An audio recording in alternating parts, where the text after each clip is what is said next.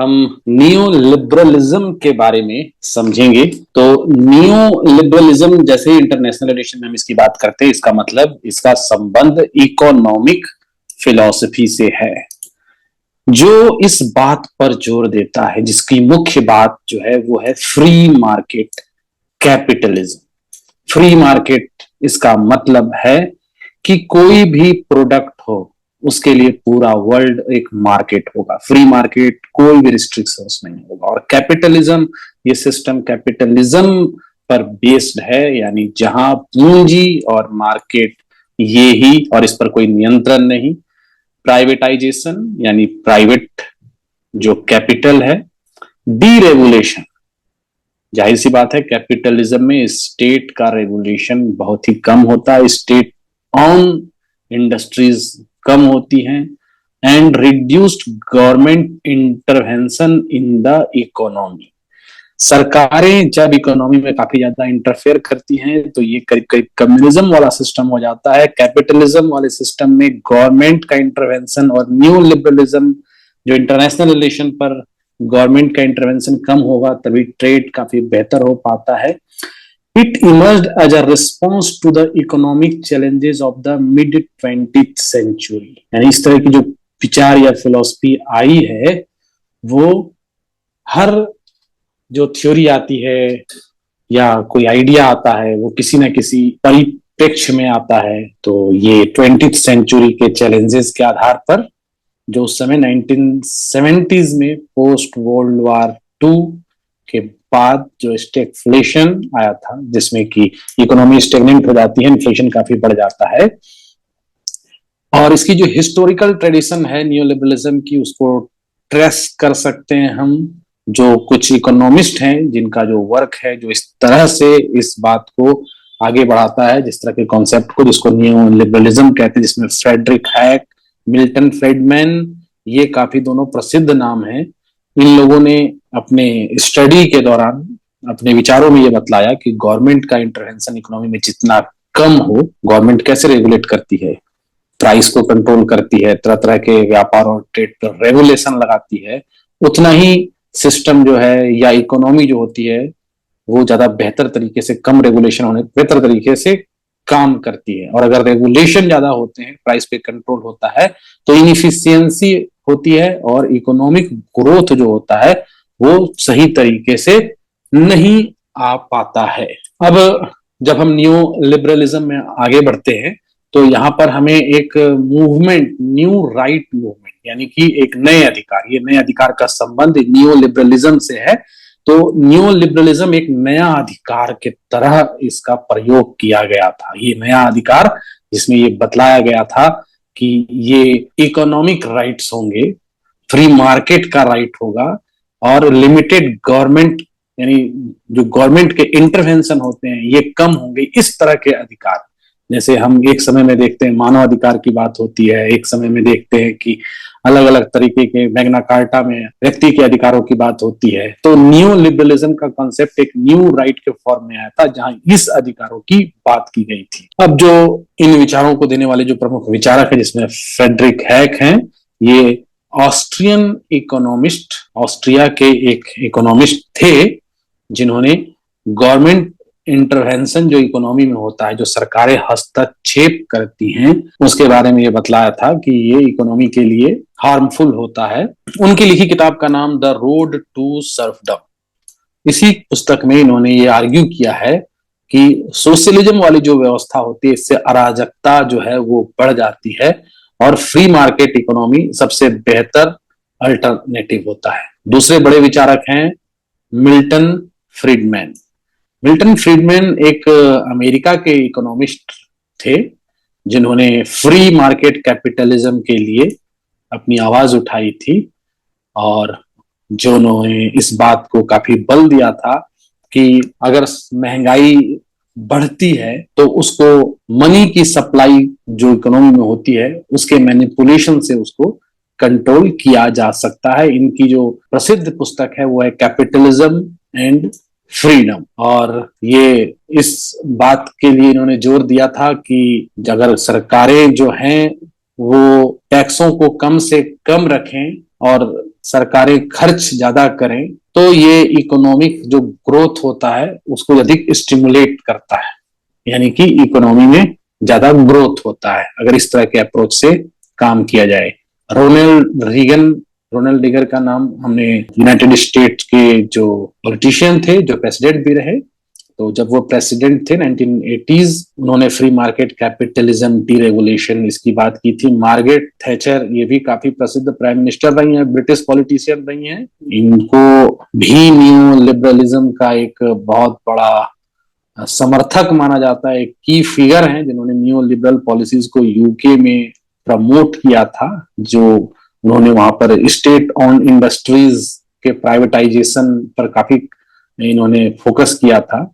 और उस समय यूके में जब कोल इंडस्ट्रीज वगैरह का प्राइवेटाइजेशन हो रहा था तो काफी आंदोलन भी हुए थे। तो ये मुख्य है, बाकी और भी हैं, एन रैंड हैं, जेम्स बुकानन हैं। तो ये हम देखते हैं कि ये इन सिद्धांतों को देने वाले या इस सिद्धांतों पर चलने वाले विचारकों के नाम हैं। अब ये जो नियो लिबरलिज्म की जो फिलॉसफी है, ये कीन्स बहुत बड़े इकोनॉमिस्ट थे, उनका अपना एक अलग ही सिद्धांत था। तो कीनेसियनिज्म जिसको कहते हैं, इसके काफी अपोजिट था। ये दो इकोनॉमिक फिलॉसफी है जो अपने अप्रोच में काफी डिफर करते हैं। जो कीन्स थे, इनका तो मानना था कि सरकार का इंटरवेंशन इकोनॉमी में बहुत ज्यादा होता है। इनकी एक प्रसिद्ध कहावत थी कि अगर देश में मंदी है तो सरकारें एक काम करवा सकती हैं कि लोगों को हायर करें, गड्ढे को खुदवाएं और फिर गड्ढे को भरवाएं। इससे गवर्नमेंट का जो एक्सपेंडिचर होगा, लोगों को रोजगार मिलेगा और इकोनॉमी रन करेगी। लेकिन नियो लिबरलिज्म जो है इनके विपरीत है, क्योंकि नियो लिबरलिज्म एम्फेसाइज करता है फ्री मार्केट कैपिटलिज्म का, और कीनेसियनिज्म में जो है गवर्नमेंट इंटरवेंशन इकोनॉमी में इसकी बात की जाती है। क्योंकि उनको लगता है किन्स के हिसाब से कि गवर्नमेंट का इंटरवेंशन होगा तभी इकोनॉमी को स्टिमुलेट कर सकते हैं और स्टेबलाइज कर सकते हैं।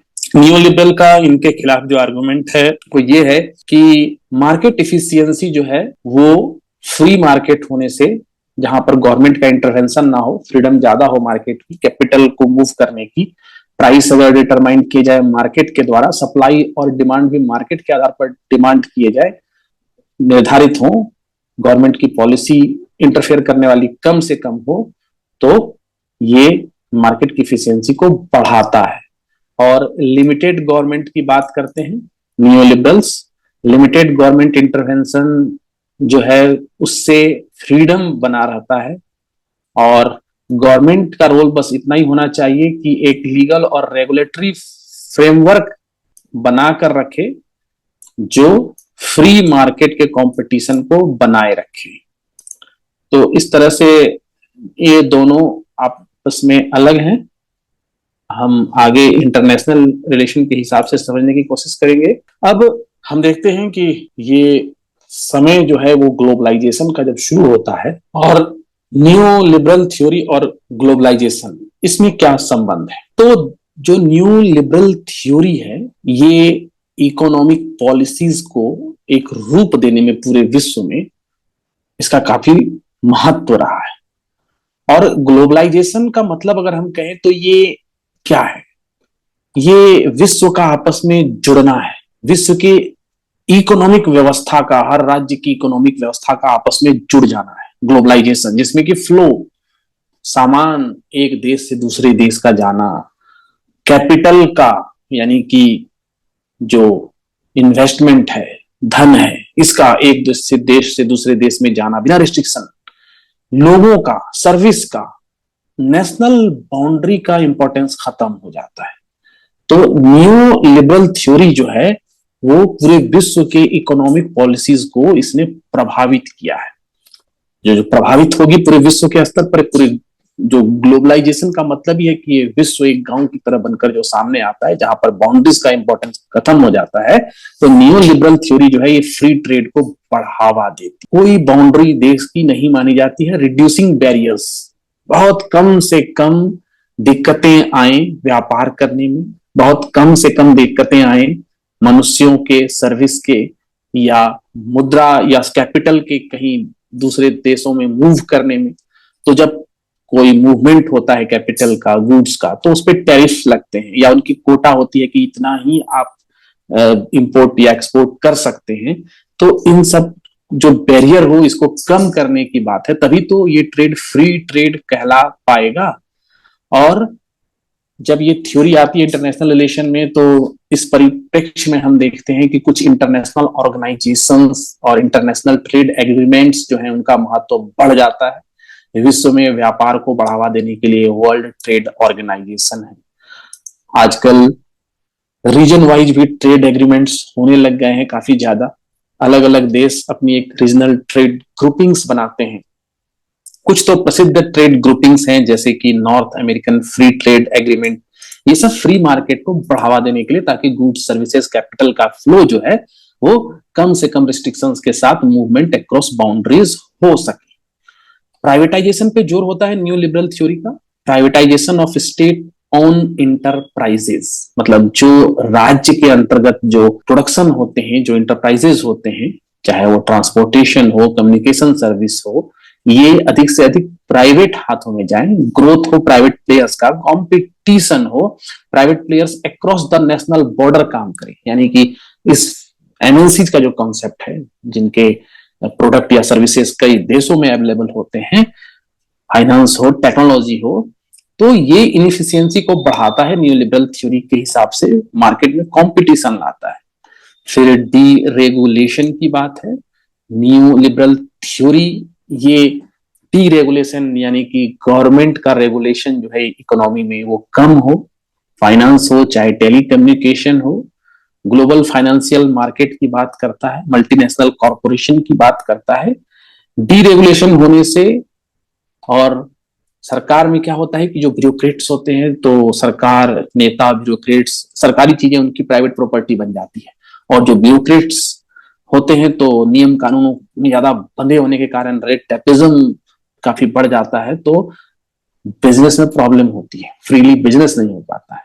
लिमिटेड गवर्नमेंट हो, गवर्नमेंट का रोल कम हो, गवर्नमेंट का जो इंटरवेंशन हो वो टैक्स लेने तक हो और जनता के लिए कुछ खर्च करने तक हो। ऐसे क्या है कि मार्केट फोर्सेस ही खुद से कार्य करेंगे और इकोनॉमिक ग्रोथ काफी बेहतर हो पाएगा। कभी कभी ये सवाल आता है कि ग्लोबलाइजेशन के समय में वेलफेयर स्टेट का क्या औचित्य रह गया है। तो वेलफेयर स्टेट जैसा कि हम समझते हैं, जहां सरकारें अपने पॉलिसी और प्रोग्राम के द्वारा सोशल प्रोटेक्शन प्रोवाइड करती है सिटीजन्स को, यानी जनता के हेल्थ का केयर, उनके स्वास्थ्य जरूरतों को पूरा करना, उनके एजुकेशन रिलेटेड सारी जरूरतों को पूरा करना, उनके भोजन व्यवस्था को देखना, उनके लिए इनकम सपोर्ट अगर नहीं है तो उसकी व्यवस्था करना, वृद्ध लोगों के लिए पेंशन की व्यवस्था करना, ये सारा वेलफेयर का काम स्टेट करता है। तो ग्लोबलाइजेशन के समय में वेलफेयर स्टेट के पोजीशन को कैसे समझ सकते हैं? तो ग्लोबलाइजेशन में वेलफेयर स्टेट कुछ नए तरीके के चैलेंजेस आ जाते हैं उसके पास, तो कुछ अपॉर्चुनिटीज भी आती हैं। जो ग्लोबल इकोनॉमिक फोर्स और डेमोग्राफिक चेंजेस होते हैं ग्लोबलाइजेशन के चलते हुए हैं, उनका प्रेशर तो होता है। जो ट्रेडिशनल मॉडल है, ये ट्रेडिशनल मॉडल जो है, कहने का मतलब जो सोशलिज्म जैसी जो व्यवस्था होती है, जहां राज्य कई तरह की सुविधाओं को अपने नागरिकों को प्रदान करता है, इस traditional model of social protection जिसको कहेंगे, तो इसमें भी कुछ न कुछ प्रभाव पड़ता है। तो क्या प्रभाव पड़ता है और कैसे जो वेलफेयर स्टेट है वो ग्लोबलाइजेशन से इम्पैक्ट होता है, उसका क्या असर पड़ता है, तो हम देखेंगे कि इकोनॉमिक ग्लोबलाइजेशन में नई नई इकोनॉमिक अपॉर्चुनिटीज पैदा होती हैं। ये नई इकोनॉमिक अपॉर्चुनिटीज जो पैदा होती हैं, ये एक तरह से वेलफेयर स्टेट के लिए चैलेंज होती है। ग्लोबल इकोनॉमिक ग्रोथ, पूरे विश्व का जो इकोनॉमिक ग्रोथ होगा ग्लोबलाइजेशन के चलते, यानी ग्लोबलाइजेशन में जब ग्रोथ होगा तो इकोनॉमी पूरे विश्व की कभी कभी ऐसा होता है कि या तो एक साथ ग्रो करती है, या कहीं विश्व स्तर पर कुछ डेवलप्ड कंट्रीज में कहीं इकोनॉमिक रिसेशन होने लगता है, तो पूरा विश्व भी उससे प्रभावित होता है। तो जो इकोनॉमिक ग्रोथ होता है, तो ये क्या है कि इसमें टैक्स सरकार को अधिक मिलते हैं, रिवेन्यू अधिक मिलते हैं, इकोनॉमिक एक्टिविटीज हर कंट्रीज में बढ़ जाती है। और जब इस तरह से इकोनॉमिक एक्टिविटीज बढ़ती हैं तो यहाँ पर एक डर होता है कि ज्यादातर इकोनॉमिक एक्टिविटीज प्राइवेट प्लेयर्स के हाथ में होने के कारण इनका लाभ कुछ हाथों तक सीमित रह जाए। तो ये कुछ हाथों तक सीमित रह जाए, या आज के समय में मशीनीकरण का दौर हो या आर्टिफिशियल इंटेलिजेंस का दौर हो, लोगों की जरूरत कम पड़े, प्रोडक्शन पे ध्यान ज्यादा हो और प्रोडक्शन पे जो खर्च है वो कम करने के चलते ग्लोबलाइजेशन एक नए तरह की इकोनॉमिक इनसिक्योरिटी पैदा कर देता है। जॉब डिस्प्लेसमेंट, इनकम इनइक्वालिटी, ये एक ग्लोबलाइजेशन का साइड इफेक्ट होता है, ये देखने में सामने आया है। इसमें ग्लोबलाइजेशन में जो कुछ देश हैं वो मैन्युफैक्चरिंग हब बनकर रह जाते हैं, और कुछ देश ऐसे होते हैं जो पूरे वर्ल्ड के लिए सिर्फ रिसोर्स को ही प्रोवाइड करते रह जाते हैं, तो रिसोर्स का शोषण होने लगता है। तो ये रिसोर्स पर जब दबाव पड़ता है तो ये वेलफेयर स्टेट के लिए ये अच्छी स्थिति नहीं होती है। डेमोग्राफिक चेंजेस होते हैं, माइग्रेशन ज्यादा होता है, छोटे शहरों या गांवों से बड़े शहरों की तरफ माइग्रेशन होता है, पॉपुलेशन की डेमोग्राफी बदलती है, वेलफेयर स्टेट पे एक अलग तरह का प्रेशर आता है। डेमोग्राफिक चेंजेस आने से, माइग्रेशन होने से, क्योंकि पॉपुलेशन का जो दबाव किसी क्षेत्र में बढ़ जाता है, वहां पर इंडस्ट्रीज जाना होने के चलते, तो वहां के लिए स्पेशल हेल्थ केयर प्रोग्राम चलाने की जरूरत पड़ती है। लोग जल्दी ही आउट कर दिए जाते हैं, कामकाजी जो एक दौर होता है या जिस तरह से उनकी स्किल होती है, उनकी स्किलों को पुराना मानकर सिस्टम से आउट कर दिए जाते हैं, तो ऐसे लोगों के लिए पेंशन की व्यवस्था राज्य को करनी पड़ती है। सोशल इंटीग्रेशन और एक डाइवर्स पॉपुलेशन हो जाता है जहां पर कार्य होता है, जहां अलग अलग क्षेत्र के लोग आकर कार्य करते हैं, तो सोशल सिक्योरिटी, सोशल इंटीग्रेशन, इसकी भी प्रॉब्लम होती है। Austerity policies which aim to reduce government deficit and डेब्ट through cuts in public spending have placed new pressure on the welfare state. Austerity government को अपने पब्लिक स्पेंडिंग में कमी लानी पड़ती है इन पॉलिसीज के द्वारा, तो इसका जो है बुरा प्रभाव पड़ता है। ऑस्टेरिटी यानी कि एक ऐसी इकोनॉमिक सिचुएशन जहां पर एक डिफिकल्ट इकोनॉमिक सिचुएशन में सरकारें पब्लिक स्पेंडिंग को कम करती हैं, उसमें कमी लाती हैं। इससे वेलफेयर स्टेट पे प्रेशर पड़ता है क्योंकि वो ज्यादा वेलफेयर का कार्य नहीं कर पाती है बहुत सारी कंट्रीज में। इससे सोशल प्रोग्राम में कमी आ जाती है, और जो जनता है जो वेलफेयर मैकेनिज्म पे ही अपने आप में डिपेंडेंट रहती है, वो वल्नरेबल पॉपुलेशन जो है उनको काफी हानि होती है। और ग्लोबलाइजेशन में अपॉर्चुनिटीज तो पैदा होती हैं, सोशल प्रोटेक्शन के लिए भी कुछ नई बातें सामने आती हैं। निगेटिव के साथ कुछ पॉजिटिव भी होता है, जैसे कुछ देश जो हैं इस ग्लोबलाइजेशन के समय में एक्सपेरिमेंट कर रहे हैं universal basic income program. Bharat में भी एक बार जो फाइनेंशियल स्टडीज हुई थी उसमें यूनिवर्सल बेसिक इनकम प्रोग्राम की बात की गई थी, हालांकि इस पर सरकार आगे नहीं बढ़ पाई है। यहाँ एक गारंटेड इनकम सभी व्यक्ति को प्रदान किया जाता है regardless of their employment status. नए नए social entrepreneurship, community based social program और ग्लोबलाइजेशन स्टार्टअप जैसे एंटरप्रेन्योरशिप जैसे कार्यों को बढ़ावा देता है। ग्लोबलाइजेशन में विश्व के, वर्ल्ड के सभी मार्केट को एक्सेस करने की जो स्वतंत्रता होती है उसका फायदा भी स्टेट उठा सकता है। ओवरऑल वेलफेयर स्टेट जो है वो कुछ नए चैलेंजेस भी महसूस करता है, उसके पास कुछ अपॉर्चुनिटीज भी होती हैं। ग्लोबलाइजेशन से देश की इकोनॉमी को फायदा भी होता है, देश के लिए नई इकोनॉमिक अपॉर्चुनिटीज भी पैदा होती हैं, तो ये इकोनॉमिक इनसिक्योरिटी भी पैदा करता है, डेमोग्राफिक चैलेंजेस भी पैदा करता है। तो सरकार का काम है कि इसको बैलेंस करे। न्यू मॉडल्स सोशल प्रोटेक्शन के अपनाने पड़ेंगे नए समय में। न्यू लिबरल के कॉन्सेप्ट में एक बात आती है जो rollback of the welfare state की आती है, यानी जैसे हमने देखा कि वेलफेयर स्टेट वीक होता है ग्लोबलाइजेशन के इरा में, तो rollback of welfare state refers to the political and economic strategy, जो ये बात करता है कि गवर्नमेंट जो सोशल प्रोग्राम और सर्विसेज में जो एक्सपेंडिचर करती है, जो उसके प्रोग्राम्स होते हैं, वो धीरे धीरे वो एक्सपेंडिचर में कमी आए, उन प्रोग्राम्स या पॉलिसीज में कमी आए। जैसे सरकार सब्सिडी देती है तो धीरे धीरे सब्सिडी में कमी लाई जा रही है। जो उचित पात्र है सिर्फ उन्हीं को सब्सिडी मिले, बाकी लोगों को उन सब्सिडियों से कैसे वंचित किया जाए, इस तरह के प्रोग्राम्स या पॉलिसीज डिसाइड किए जाते हैं। और फ्री मार्केट में गवर्नमेंट के इंटरवेंशन को कम रखने के लिए भी जो वेलफेयर मैकेनिज्म है स्टेट का, ये इसमें कमी लाने की बात की जाती है। क्योंकि जो वेलफेयर स्टेट का जो कॉन्सेप्ट है, ये वर्ल्ड वॉर 2 के बाद इसकी जरूरत पड़ती है, जब विश्व में भोजन की भी कमी हो जाती है, लोगों में गरीबी, हताशा, निराशा, बीमारी ये सब काफी फैलती है। वहां पर सोशल प्रोटेक्शन प्रोवाइड करने के लिए universal health care, public education और इनकम सपोर्ट के लिए वेलफेयर मैकेनिज्म को लेकर आया जाता है। लेकिन नियो लिबरल जो थिंकर हैं वो ये कहते हैं कि वेलफेयर मैकेनिज्म जो है वो राज्य का, वो जनसंख्या के बढ़ जाने के कारण इसमें काफी कॉस्ट आता है और इससे इनएफिशिएंसी बढ़ती है। अगर किसी को बिना काम के ही वेतन मिलने लग जाएगा तो उसकी प्रोडक्टिविटी घटती है, उसके स्किल जो गेन करना चाहिए, उसको जिस तरह से स्किलफुल बनना चाहिए, उसमें कमी आती है और वेलफेयर में काफी ज्यादा एक बड़ा बजट चला जाता है।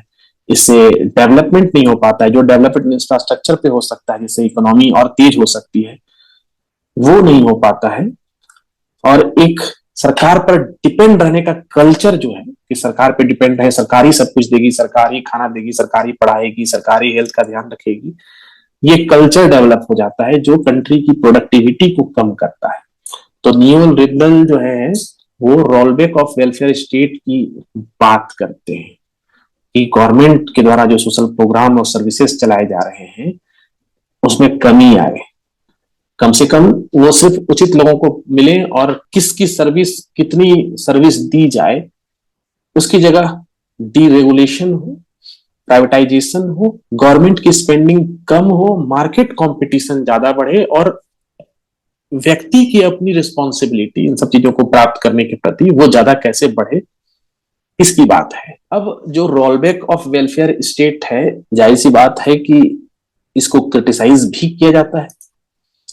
इसके बारे में, इसके जो क्रिटिसिज्म है उसमें ये आर्ग्यू किया जाता है कि बहुत बड़ी जनसंख्या जो है वो वल्नरेबल है, यानी उसको बहुत सारी चीजें चाहिए, उनको भोजन चाहिए, उनको स्वास्थ्य का देखभाल हो, उनके वो चाहिए, वो गरीब हैं, उनको पेंशन चाहिए, वो डिसेबल हैं, सोशल प्रोटेक्शन चाहिए गवर्नमेंट की तरफ से, उनको आप ऐसे ही छोड़ नहीं सकते।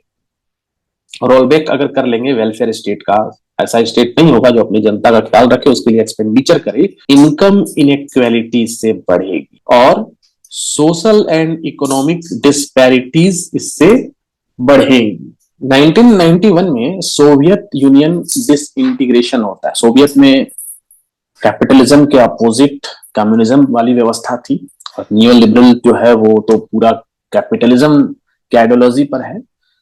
तो जाहिर सी बात है, विश्व का इतना बड़ा देश जो डिसइंटीग्रेट हो जाता है और वहां पर कम्युनिज्म खत्म हो जाता है, तो इसका इंपैक्ट जो है नियो लिबरल फिलॉसफी पर तो पड़ेगा ही। तो सोवियत यूनियन के कोलैप्स के बाद, कम्युनिज्म सिस्टम के कोलैप्स होने के बाद नियो लिबरलिज्म एक डोमिनेंट इकोनॉमिक और पॉलिटिकल आइडियोलॉजी बन के आता है पोस्ट कोल्ड वॉर के बाद। यानी neo liberalism is a philosophy, एक ऐसी फिलॉसफी है वो फ्री मार्केट की बात करता है, इंडिविजुअल रिस्पॉन्सिबिलिटी की बात करता है, व्यक्तिवाद की बात करता है, व्यक्ति के स्किल पर, व्यक्ति के रैशनल, व्यक्ति के टैलेंट पर, व्यक्ति के को कोई लिमिटेशन में नहीं बांधता है ये, और limited government intervention in economy की बात करता है। इकोनॉमिक ग्रोथ अचीव किया जा सकता है मार्केट कंपटीशन और प्राइवेट एंटरप्राइजेस द्वारा, ये इसकी बात करता है। तो जब सोवियत यूनियन का डिसइंटीग्रेशन होता है, ये पूरे विश्व की पॉलिसीज को, जो इकोनॉमिक पॉलिसीज होती हैं, उसको नियो लिबरलिज्म काफी प्रभावित करता है। क्योंकि डिसइंटीग्रेट होने के बाद पूरे विश्व में फ्री ट्रेड और ग्लोबलाइजेशन का प्रभाव बढ़ जाता है। ग्लोबल मार्केट और फ्री ट्रेड ये इकोनॉमिक ग्रोथ और इफिशियंसी को बढ़ाएंगे। जो सरकार का प्रोटेक्शन वाला जो मैकेनिज्म है, जो हमेशा ट्रेड में इंटरवेंशन करते रहेगा और प्रोग्रेस को कहीं ना कहीं बाधित करता रहेगा, ऐसी प्रवृत्तियां कम रहेंगी। तो इससे क्या है कि विश्व के ज्यादातर देश अपने इकोनॉमी को लिबरलाइज करते हैं, ट्रेड पॉलिसी ऐसी ही अपनाते हैं जिसमें कि फ्री मार्केट हो, ट्रेड पे रिस्ट्रिक्शंस कम हो, इंटरनेशनल मार्केट में एक्सेस हो। सोवियत यूनियन के डिसइंटीग्रेशन के बाद न्यू लिबरलिज्म का प्रभाव और बढ़ जाता है और प्राइवेटाइजेशन और डीरेगुलेशन पूरे विश्व में बढ़ जाता है। जो ये मान के चलता है न्यू लिबरल जो थिंकर होते हैं, ये मानते हैं कि जो सरकार के द्वारा अगर कोई इंटरप्राइजेस अगर सरकार ऑन करती है तो वहां पर इनएफिशिएंसी होगी, वो बहुत ही अनकॉम्पिटिटिव होगा, मतलब मार्केट में वो कंपटीशन नहीं दे पाएगा। और जो प्राइवेट होगा वो वहां इनोवेशन होगा, इफिशियंसी होगी, क्योंकि लाभ हानि के सिद्धांत पे खड़ा है। इसलिए उसको पता होगा कि अगर हम कंपटीशन में पीछे गए तो हमें हानि होगी। तो ज्यादातर जो देश हैं वो अपने स्टेट ऑन इंटरप्राइजेस को प्राइवेट करना शुरू कर देते हैं। ये टर्निंग पॉइंट होता है, न्यू लिबरल फिलॉसफी पूरे वर्ल्ड में फैलती है और न्यू लिबरल फिलॉसफी जो है वो एक डोमिनेंट इकोनॉमिक और पॉलिटिकल आइडियोलॉजी बन जाती है पोस्ट कोल्ड वॉर के बाद।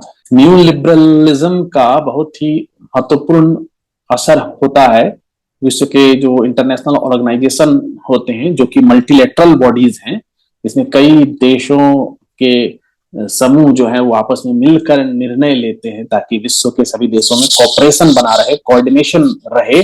बहुत सारे इश्यूज होते हैं जैसे ट्रेड है, डेवलपमेंट है, सिक्योरिटी है। जैसा कि हमने देखा पहले, न्यू लिबरलिज्म जो है वो फ्री मार्केट, ओपन ट्रेड और limited government intervention in economy की बात करता है। तो न्यू लिबरल का जो इन्फ्लुएंस है वो मुख्य रूप से WTO, जो वर्ल्ड ट्रेड ऑर्गेनाइजेशन है, जो 1995 में एस्टेब्लिश होता है, इसलिए फ्री ट्रेड को प्रमोट करने के लिए और ग्लोबल मार्केट को लिबरलाइज करने के लिए। तो WTO एक की प्लेयर है जो प्रमोट करेगा। क्या प्रमोट करेगा? कि इंटरनेशनल ट्रेड में लिबरलाइजेशन हो, आसानी से ट्रेड हो सके। वो उसके रूल्स रेगुलेशन ऐसे बनाएगा कि डिफिकल्टी ना हो व्यापार करने में, विश्व की जो व्यापार है उसमें वृद्धि आए, यहाँ का इन्वेस्टमेंट उस देश में, उस देश का इन्वेस्टमेंट दूसरे देश में, यानी कि वर्ल्ड लेवल पे इन्वेस्टमेंट बढ़े। यानी फ्री ट्रेड और ग्लोबलाइजेशन जो है ये इकोनॉमिक ग्रोथ और प्रॉस्पेरिटी पूरे वर्ल्ड की बढ़ाएगा। तो इसमें WTO जो है बहुत ही की इंस्टीट्यूशन बन के आता है जो इस तरह के आइडिया को प्रमोट करता है। और दूसरा जो महत्वपूर्ण ऑर्गेनाइजेशन है जहां न्यू लिबरल इन्फ्लुएंस है, इंटरनेशनल ऑर्गेनाइजेशन, वो है IMF, इंटरनेशनल मॉनेटरी फंड, जो 1944 में एस्टेब्लिश हुआ था इंटरनेशनल मॉनेटरी कॉर्पोरेशन को प्रमोट करने के लिए। और किसी देश को किसी फाइनेंस उस असिस्टेंस के लिए, अलग अलग देशों की मुद्राएं अलग अलग हैं, कैसे व्यापार करेंगे, इकोनॉमिक चैलेंज कोई देश झेल रहा है तो उससे वो कैसे निपटेगा। तो IMF की कभी कभी आलोचना भी की जाती है कि ये न्यू लिबरल पॉलिसीज को प्रमोट करता है और हर देश जो इसको ज्वाइन करता है या इससे सहयोग लेता है उसको अपने देश में कुछ स्ट्रक्चरल एडजस्टमेंट करने पड़ते हैं। यानी कि ऐसा एडजस्टमेंट जहां सरकार को ये दिखाना पड़ेगा कि अब वो वेलफेयर वाला काम कम कर रही है, प्राइवेटिज्म को बढ़ावा दे रही है, सरकार ज्यादातर इंडस्ट्री जिसको अपने कब्जे में रखी थी उसको अब प्राइवेट हाथों में दे रही है, फ्री मार्केट को प्रमोट कर रही है। तो इसकी आलोचना भी है क्योंकि इसके निगेटिव इम्पैक्ट भी पड़ते हैं। और WTO और IMF के अलावा world bank, organisation for economic cooperation development और यूनाइटेड नेशन, ये भी न्यू लिबरल फिलॉसफी के अंतर्गत, ये इसका प्रभाव जो है यूनाइटेड नेशन पे भी है। तो ये भी न्यू लिबरल पॉलिसीज को, डीरेगुलेशन को, प्राइवेटाइजेशन को, फिस्कल डिसिप्लिन को प्रमोट करते हैं। यानी न्यू लिबरलिज्म जो है उसका सिग्निफिकेंट इंपैक्ट है विश्व के बड़े सभी ऑर्गेनाइजेशन पर, उनकी एक्टिविटीज पर आज के समय में। अब न्यू लिबरलिज्म की क्रिटिसिज्म भी है क्योंकि इससे इकोनॉमिक इनइक्वालिटी पैदा होती है, सोशल जस्टिस में प्रॉब्लम होता है, इन्वायरमेंट के लिए भी इसको उचित नहीं माना जाता है। न्यू लिबरल पॉलिसीज जो हैं डीरेगुलेशन, प्राइवेटाइजेशन के द्वारा इकोनॉमिक इनइक्वालिटी को पैदा करती है। इकोनॉमिक ग्रोथ जो है सारे विश्व में एक जैसा नहीं होता है, कहीं ज्यादा होता है। जो धनी है वो अधिक धनी बनते चले जाते हैं, जो देश गरीब है वो गरीब होते चले जाते हैं। मिडिल क्लास लोगों को काफी दिक्कत होती है और लोअर लोगों को तो काफी ज्यादा दिक्कत होती है। सोशल जस्टिस का प्रॉब्लम है क्योंकि लिमिटेड गवर्नमेंट इंटरवेंशन होने के चलते पब्लिक एक्सपेंडिचर कम होता है, हेल्थ केयर एजुकेशन का कॉस्ट बढ़ता है, अफोर्डेबल हाउसिंग का कॉस्ट बढ़ता है, इन्वायरमेंट पे बड़ा असर है क्योंकि इंडस्ट्रीज बढ़ती हैं, इकोनॉमिक ग्रोथ के चलते रिसोर्स का काफी दोहन होता है, लिमिटेड अटेंशन सरकारें दे पाती हैं इकोलॉजिकल कंसिक्वेंसेस पर, डेमोक्रेटिक डिफिसिट, न्यू लिबरलिज्म जो है फ्री मार्केट और प्राइवेट इंटरप्राइजेस पर ज्यादा फोकस करने के चलते जो है इसका पॉलिटिकल डिसीजन मेकिंग पे जो असर पड़ता है ये सामान्य नागरिक को उसका असर झेलना पड़ता है, और सामान्य नागरिक को जब इसका असर झेलना पड़ता है तो उसके डेमोक्रेटिक राइट्स में कमी आती है, फेल्योर ऑफ मार्केट मैकेनिज्म भी है,